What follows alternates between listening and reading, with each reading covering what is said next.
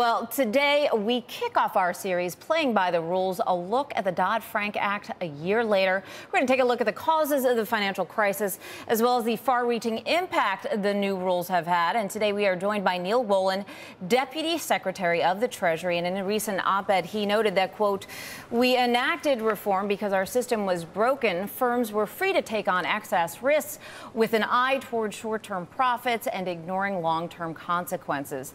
Deputy Secretary Wolin joins us now live from our Washington newsroom with more. Very nice to see you. Thanks for joining us today, Secretary Wolin. Good to be here, Lisa. You know, I want to point to something first and start out with, I just mentioned a moment ago that we're looking at some of the causes of the financial crisis because Peter Wallison is an outspoken critic of Dodd-Frank. He was also a former member of the Financial Crisis Inquiry Commission, the only dissenting member. And he said in his dissent that not only did he not agree with the findings, but he often asked himself, why did Congress even authorize the commission, since they never really waited for the commission's findings to enact Dodd-Frank? Can you start from there and tell me what you think about a comment like that? Well, I think, Lisa, it's enormously important for the country to have a good understanding of what caused our financial crisis, what the various factors were, not just through the commission that you ask about, but Congress had many, many hearings in the process of considering financial reform legislation in the run-up to the enactment of the Dodd-Frank statute. And through these various mechanisms, Congress and the rest of the country had an opportunity to review what had happened as a way of understanding what it was that we needed to do as a country to make sure that our financial system was on a much stronger, more stable platform going forward. In terms of the current implementation of the Dodd-Frank Act, what grade would you give it, or how much progress have you made versus what your expectations were a year ago? I give us a very strong grade, Lisa. I think that we've done an awful lot of work in the year since enactment. This is a statute that put ourselves on in a place where we could have a much stronger, safer financial system that brought our derivatives regulation, brought our derivatives markets out of the dark, and for the first time ever created a consumer protection agency. We have done enormous amounts in the year since enactment to make that a reality. Obviously, it's important that we get that work done right and done properly. We've taken enormous care in consulting with a wide range of stakeholders to make sure that we get all the input that is appropriate. But I think with respect to creating the framework to end too big to fail, to make sure that taxpayers don't bail out failed firms, to put in place a set of reforms that require firms to hold higher capital and have less leverage, which are critical to making sure that we have a stronger, safer financial system to rest on. And in terms of creating a consumer protection that allows people to make sure they understand the basic choices they have in the marketplace, an awful lot of progress has been made on all of those critically important fronts. Secretary Wolin, I want to go back, though, and talk to you about, the primary reason for Dodd-Frank to have been implemented at all. Many would say that it was to prevent too big to fail. And I was speaking with the former inspector, or the former head of the TARP, Neil Borofsky, just yesterday. We're going to play his full interview later on in this week. But I did want to share one thing that he said to me about his thoughts on Dodd-Frank. Big problem that Dodd-Frank was supposed to solve, and that is the continued existing threat of institutions that are too big to fail. And in many ways, Dodd-Frank really hasn't addressed those significant problems. Our largest financial institutions are bigger than ever. They're as systemically significant as ever. And we haven't really seen any efforts through Dodd-Frank to address those fundamental problems.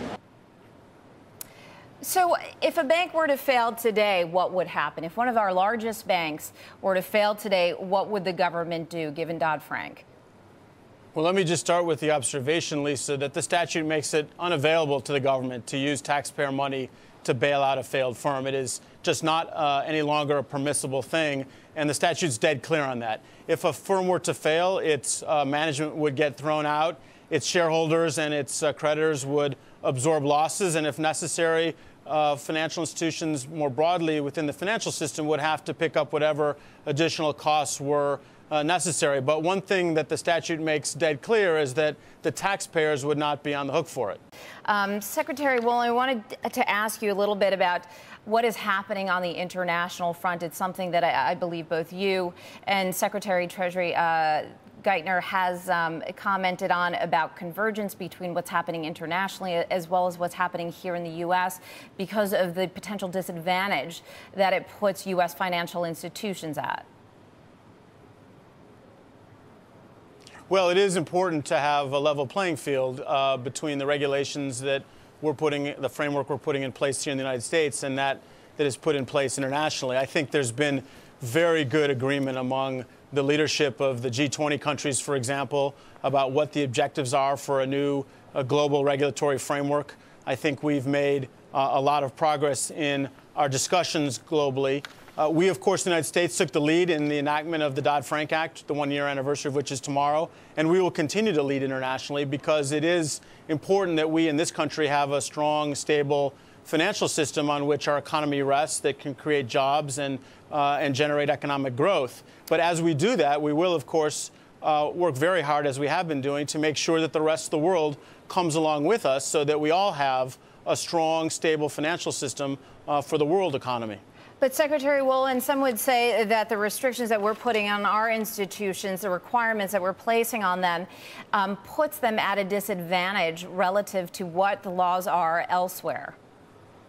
Well, I think, Lisa, that what's important is at the end we have essentially a level playing field. I think that's what we will have. We've never had complete parity in the regulatory frameworks across various countries. We're, after all, dealing with sovereign nations that will make their own judgments. But so far, I think we've had a very strong convergence about what the objectives should be and about the approaches that countries are taking in reaching those objectives. And we will continue to work through with our partners overseas, both in multilateral fora like the G20, but also bilaterally, country by country, to make sure that what happens in the end is a strong system. It's not in the interests of any country to have a weak financial system and to be the source of global risk. And we think that that we will get a level playing field essentially when we are all done.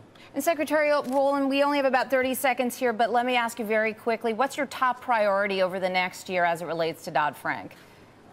Well, our priorities are continue to make progress implementing the rules that relate to capital and leverage and liquidity, to make sure that we finish the work of putting a framework in place for derivatives, to make sure that we make progress on the too big to fail issues and on consumer protection, that we do so in a way that has both a strong financial system for the United States, but also one that allows our economy to grow and to create jobs and to do so essentially on a level playing field globally. I think we've made a great start and we will continue on that critically important work. All right, we have to leave it there. Thank you so much for joining us, Secretary Wolin. That was Deputy Treasury Secretary Neal Wolin.